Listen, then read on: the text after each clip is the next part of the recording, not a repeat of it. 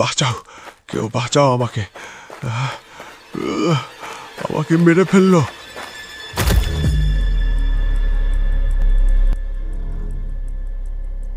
গ্রামটির নাম নিশুদপুর। নামটা শুনলেই গা ছমছম করে ওঠে। এখানে বিকেল গড়াতেই অন্ধকার যেন মাটি ফুঁড়ে বেরিয়ে আসে।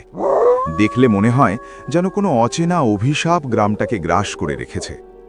গ্রামটাকে ঘিরে রয়েছে এক জঙ্গল, আর তারই শেষ প্রান্তে রয়েছে বহু বছর পুরনো জরাজীর্ণ এক শিব মন্দির। সেই মন্দিরের বিশেষত্ব এটাই যে সেখানে কোনো মানুষ যায় না। মন্দিরের দেওয়ালে কান পাতলে নাকি আজও কারোর দীর্ঘ শ্বাস শোনা যায়। যদিও শহরের ছেলে অভিক এইসব কথা বিশ্বাস করে না। সে তার গ্রামের বাড়ি এসেছে তার পৈতৃক বাড়ি বিক্রি করতে। কতদিন পর গ্রামে ফিরলাম। এইখানে বেশ শান্তি রয়েছে, তবে গ্রামটিতে বড্ড থমথমে পরিবেশ। এই বাড়িটা বিক্রি করতে পারলেই সব কাজ শেষ। কাল সকালেই নীল আর সায়নদার সাথে কথা বলে এর একটা ব্যবস্থা করব। পরের দিন সকালে অভিক হাজির হল গ্রামের প্রধান আড্ডার আসর নেপাল কাকার চায়ের দোকানে। সেখানে আগে থেকেই উপস্থিত ছিল নীল আর সায়ন। নীল কলেজে পড়ে আর সায়ন কেরানির দোকানে কাজ করে। মাঝে মধ্যেই এদের আড্ডার আসর বসে এই নেপাল কাকার চায়ের দোকানে। কতদিন পর গ্রামে এলি, কেমন আছিস? হ্যাঁ, এই আছি একরকম। সারাদিন অফিস আর তারপর একটু লেখালেখি, এতেই দিব্যি কেটে যাচ্ছে। তা এতদিন পর গ্রামে ফিরলেই সব ঠিক আছে তো? আরে হ্যাঁ, বলছি আমার ভিটে বাড়িটার বিক্রির ব্যবস্থা করতে পারবে?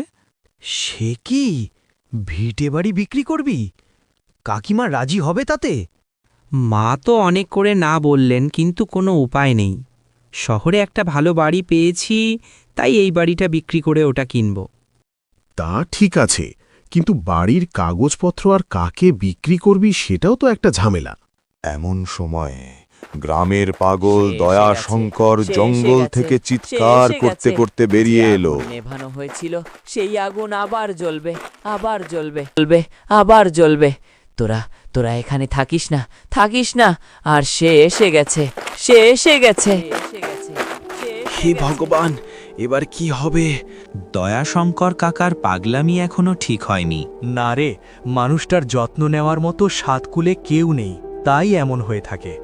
আর তাছাড়াও নেপালদা, আজকের সময়ে ভূত প্রেতাত্মা বলে কিছু আছে, তা আমার বিশ্বাস হয় না। না রে, বিষয়টি এত সহজ নয়। আমাদের গ্রামে কয়েক বছর ধরে লোকে খুব কি হলো, থেমে গেলি কেন? সায়ন কিছু একটা বলতে গিয়ে থেমে গেল।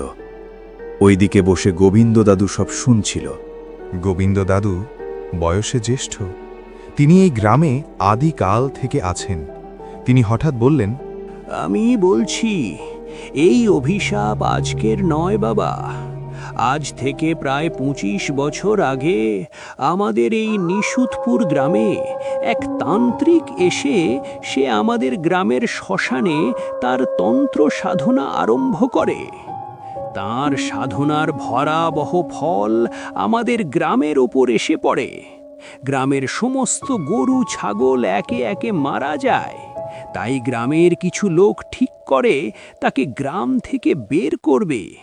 এইভাবে চলতে থাকলে গ্রামের সমস্ত পশু পাখিকে আর বাঁচানো যাবে না। যা বলেছেন না, না না, আমাদের কিছু একটা করতেই হবে। সেই রাতে তারা সবাই জোট বেঁধে যায় সেই তান্ত্রিকের কাছে। এই তন্ত্র সাধনা এখানি বন্ধ করে ও। কি হলো, কথা কানে গেল না? এখনই এই তাণ্ডব বন্ধ কর। ক্রিম শা, ওম নমো হ্রিম ক্রিম শা। বন্ধ কর। আলো শক্তি এই ব্যাটা এভাবে শুনবে না, এর একটা ব্যবস্থা করতে হবে। ওম হ্রিম ক্রিম শা। মূর্খ মানুষ, এটা কি করলি? আমার এতদিনের সাধনা তুই ভঙ্গ করে দিলি। আমি তোদের বংশ নির্বংশ করে দেব। তবে রে তোর এত সাহস, এই ব্যাটাকে এক্ষুনি জীবন্ত সমাধি দেওয়া হোক। জঙ্গলের রাস্তা দিয়ে তারা হেঁটে চলল সেই তান্ত্রিককে নিয়ে। সেই তান্ত্রিক তখনও কিছু বিড়বিড় করে বলে চলেছে। তারপর তারা এসে পৌঁছল গ্রামের শিব মন্দিরের কাছে। তারা ঠিক করে তাকে এই পবিত্র স্থানে কবর দেওয়া হবে, যেন মৃত্যুর পর তার আত্মা এই কবর থেকে বেরিয়ে না আসতে পারে। আজ আমি এই গ্রামকে অভিশাপ দিচ্ছি, যেদিন আমি এই কবর থেকে মুক্তি পাব সেই দিন এই গ্রাম ধ্বংস করে দেব। বুঝলে বাবা, সেই তবে থেকে আমাদের গ্রামের ওপর এই অভিশাপ।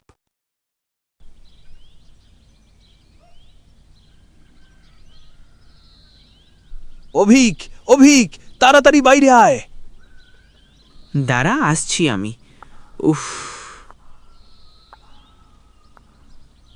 কি হলো, এত হাঁপাচ্ছিস কেন? আরে, কাল থেকে আমাদের গ্রামের জমিদার মোড়লবাবুকে খুঁজে পাওয়া যাচ্ছে না। তুই তাড়াতাড়ি চল। চল, সেখানে সায়নদা রয়েছে। মোড়লবাবুর বাড়ির সামনে অপেক্ষা করছিল সায়ন। তোরা আসতে এত দেরি করলি? চল ভেতরে চল, পুলিশ আসার আগেই বিষয়টি ভালোভাবে বুঝতে হবে। বাড়ির ভেতরে কেমন যেন পচা গন্ধ ছড়িয়ে রয়েছে, আর পুরো ঘরের মধ্যে কাপড় জামা এমনভাবে ছড়ানো যেন সেখানে ভূমিকম্প এসেছিল। চল, পুলিশ আসার আগেই চারিদিকেটা খুঁজে দেখি, যদি কিছু উদ্ধার করতে পারি। অভিক দেখল বাড়ির ভেতরে জানালায় একটি প্রদীপ রয়েছে, সেখান থেকেই এই গন্ধ ভেসে আসছে। এই প্রদীপ থেকেই এই পচা গন্ধ বেরোচ্ছে। এখন চল, পুলিশ আসুল বলে। আমি বলেছিলাম সে এসে গেছে। আবার সেই আগুন জ্বলবে, আবার জ্বলবে। মোড়লবাবুর এইভাবে উধাও হয়ে যাওয়া, আর তারপর ওনার জানালায় ওই রকম অদ্ভুত প্রদীপ, আমি তো কিছুই বুঝতে পারছি না। তাদের কথার মধ্যে বাইরে থেকে কেমন একটা শব্দ শুনে অভিক বাইরে গেল। দাঁড়া, আমি বাইরে দেখে আসছি। চারিদিকে নিশ্চুপ, কেউ নেই।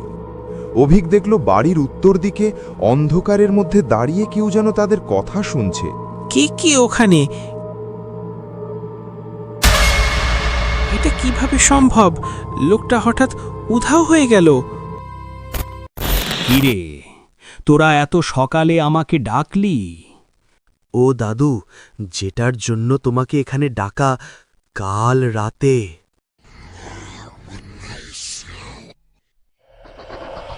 সর্বনাশ!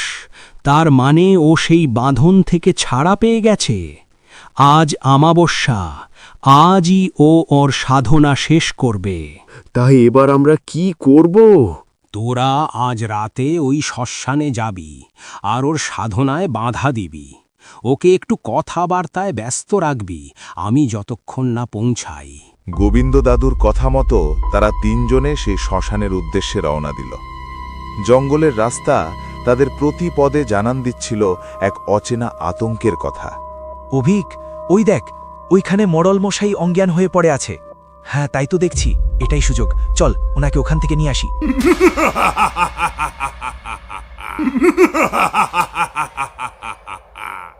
কি ভেবেছিল ওকে এইভাবেই নিয়ে চলে যাবি? আজ আমাবস্যা, ওর বলি দিয়ে আমি আমার সাধনা পূরণ করব। তারপর আমার তন্ত্র শক্তি দিয়ে তোদের গ্রামে মরণ তাণ্ডব চালাবো। শয়তান, আমরা তোকে ভয় পাই না। তবে দেখ আমার তন্ত্র শক্তি।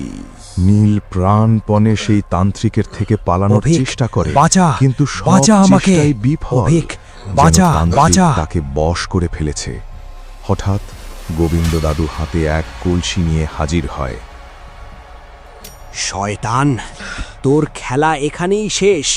এই পবিত্র গঙ্গা জলেই হবে তোর অবসান। গঙ্গাজল সেই চিতাতে পড়তেই সেই তান্ত্রিক চিৎকার করে উঠল, আর চিৎকার যেন পুরো জঙ্গলে আগুনের মতো ছড়িয়ে।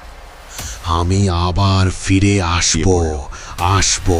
যেন এক গভীর কালো কোনো অশুভ শক্তি তামাটে শ্মশান থেকে বেরিয়ে গেল।